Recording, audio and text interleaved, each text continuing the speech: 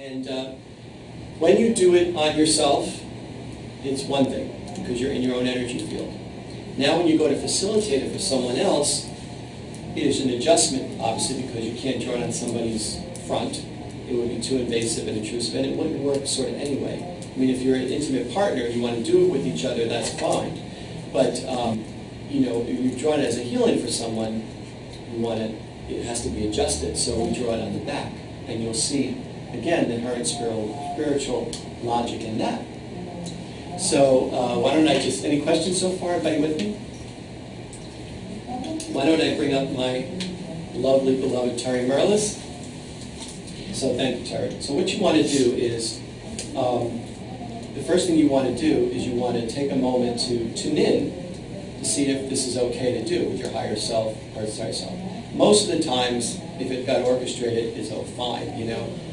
Every once in a while, if you hear a no or something like that, or the person's like that, maybe it's not the greatest time to do it. You might want to, you know, maybe talk to them and then decide to wait a while or something. But that's going to be very, very rare, I would imagine. Okay, so I'm going to turn you a little bit here so those at home can see your lovely back.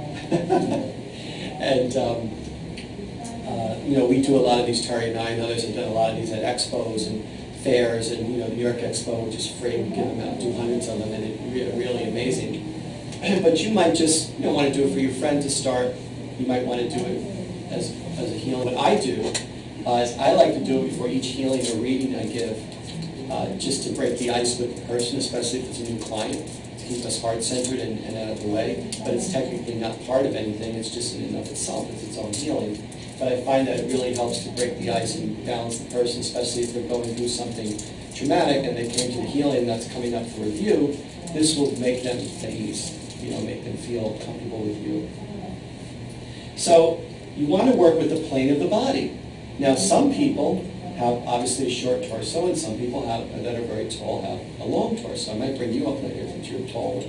So, you know, you have to work. If you have a person who's tiny in stature, you have to sort of scoot down a little and do it to hit the mark. But one thing is you never want to hunch over, because it's more important as a healer that your spine is straight, right? So you're facilitating healing. So I just do a little, you know, lunge in. You can sort of go over, but don't hunch over. Just keep your spine straight. So Terry is like, you know, like myself, sort of normal, relatively speaking, stature. So what I like to do is I, you know, tune in. Everything's fine. It's okay. Just relax. Your hands at your side. Take a deep breath. You know, just to get them going. And then I find the center point. Now here again, heart center is here, right? The physical part is a little over here, but your heart center is here. So you want to start right at the center part. One thing you have to watch, especially with female, is the bra strap. You don't want to press too hard. A lot of people, when they start, they really press, and then it jars the person's bra strap. Or conversely, male or female, they may have, say, a cyst on the back with a bandage on it. You don't want to, you know, yank that off. Maybe they didn't tell you. So you just want to be careful to go with the line of the body, but not overly firm. You don't have to, you know, some people have rough hands, some people have soft hands. And if you hit a bra strap, just go over it. If you do hit a bandage, just gently go over it. Just don't. So you want to come together, and you tune in, everything's fine. First thing you want to say to yourself is, I am presence, please be present. That's the cure-all for anything. If you say, I am presence, please be present with sincere intention, and you connect, you're good to go, right? Unless you hear, don't do this on this person, you know. And so you take your moment, come together, you bring your fingertips together, and you start right at that center point, by the heart. Now you're going to come down and create a triangle, like you do on yourself. Again, you don't want to do wide. If the person's short, you don't want to use the whole back. So try to, as best you can. Again, if you do it a little off, don't worry. It's going to work, as long as your intention's good. But while you're thinking about it now, we're learning. Some people start up here. It doesn't make any sense. You want you'll see, as you see, if you use the whole plane of the back, the spine, everything, it'll all work. So you go to the center. So I'm not going to make a huge triangle that I would do for myself, because that would be the bottom where Kundalini is, where the base of the spine is. So I'm just going to make 3/4. Make the triangle. I go back up to that space. 1, 2, 3, 4, 5, 6, 7, 8, 9. I have to go within that space. And then I come down past the triangle. And when I come to the base of her spine, I do a little click. So Kundalini starts to get activated, right? Then I come up here. Now, because you're doing the heart over the head. Now this area of the body is called the mouth of God, many of you know.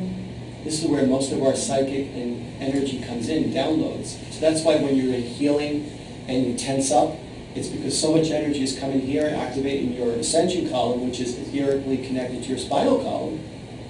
And at first, it's a lot of energy, so you may resist on some level. And that's why we get that pinched, you know. When you start here, you're also relaxing that. Guess what else you're doing? You're starting to activate the high heart.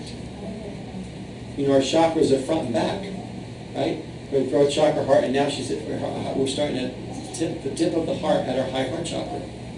So you're activating, opening the high heart chakra, and when you make the heart, you're brushing and releasing the mouth of God, the shoulders, relaxing the shoulders like angel wings unfurling, and relaxing the back, everything's relaxed. You come right back to that center point. Now they're relaxed, they're open, they're feeling it, and you bring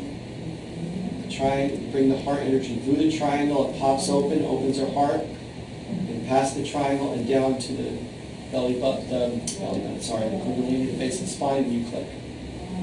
And then you go from right to left, right across that center point, which is usually right under the shoulder blade. It's also close to the L5 lumbar, and most people break their back there or because they don't feel supported. So it all ties in. Everything's amazing. So when you go across there, it makes them, it activates it and it opens everything up. Now at that point, you put your left hand on their left shoulder, because sometimes people will. I mean, when Derek first did it to me in New York, I just went totally out. I mean, that's a whole story in itself. But some people may react. You want to always make them safe, right? So you just gently put their hand on their left side. Know that they're bringing in energy, they're okay. And you put your right hand directly on their right side. This is the way it is. And you try to keep your legs together again. You don't want to squat. And put your hand on the heart, keep your hands together. And this is where it gets really beautiful. You just let it come through you.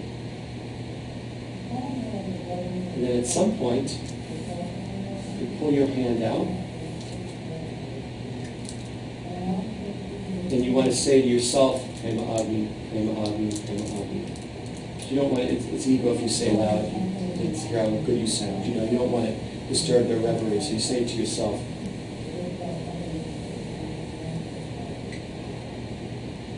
And then you come around, you tap 3 times,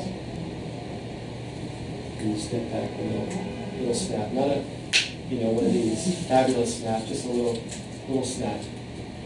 And then to detach yourself from their energy. They've had the healing, and now you just stay with them. Now, if they're doing one of these things, make sure you monitor them, they don't fall down. Some people just fell. So you have to always be ready. It's not always going to happen, but just so you're aware. And then if they do, a lot of times I'll just lean into them or grab them like this, depending but that's not, like I say, it's not a normal, usual thing. And then you wait and you allow them to integrate. They may come right out of it, or they may, need a few minutes. If you have another person waiting, you can say, "You're okay." You can always tap them, the high heart, the mouth of God. Everything okay? Good. Thank you. So now I'm going to demonstrate on Mr. Grady here, because he's a tall one, so you can see the difference in body type. I usually have. Well, you're going to do it on each other. I usually have Jay, who's like really tiny, but she's not here. So somebody taller, you just adjust. So a lot of times I'll brush the shoulder just to help them relax a little bit. So just take a deep breath, relax. Okay.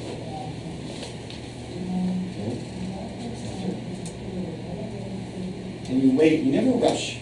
You wait till you feel that sacred moment of connection. And you come down to the triangle. Up to that point. 9 to the right. 1, 2, 3, 4, 5, 6, 7, 8, 9. Now I'm going down his spine. It's also activating his ascension column. It might be releasing dormant DNA. So many things can be going on that you're not aware of and you don't have to worry about, but just know that it's, plus the fact that it's helping them relax. Then you come down past the triangle, and you click into the Kundalini. And you come up, with the heart, brush, that's the mouth of God, my heart, come back to that central point, come down again, click, and then you have right, usually right under the, by the shoulder blade, right to left, my left hand on his left shoulder, my right hand on his back. It's a lot easier because it's easier to bend it down for you. But, you know, everybody's different. And you just stand there. Now, it never really takes 5-10 minutes to do this, interestingly enough. Maybe 2 minutes, 3 minutes tops have I ever spent doing a Prema Agni. Because the design of it is to be natural and flow and keep you open. It's not like go to Rising Star or a healing that's an hour and you really get jackhammered and you work through stuff. It's really to get the person centered and open. But if you're guided to stay there a long time, stay there. Then when you're ready, gently, when you pull your hand back, this is an option, you don't have to do that. It helps to release the debris from their energy. Helps them to release the debris. Sometimes you might be guided. Low. And when you're ready, tap. Snap. Tap and snap. Yes. When do you say Prema Agni? Oh, I always do that when I'm teaching. Right before you, I would say before you, you know, you do the whole thing and you're here. I would say any time between here and here, whenever you feel ready, Prema Agni, Prema Agni, Prema Agni. Before you tap, you have to say Prema Agni 3 times to yourself. Okay? Good. Good.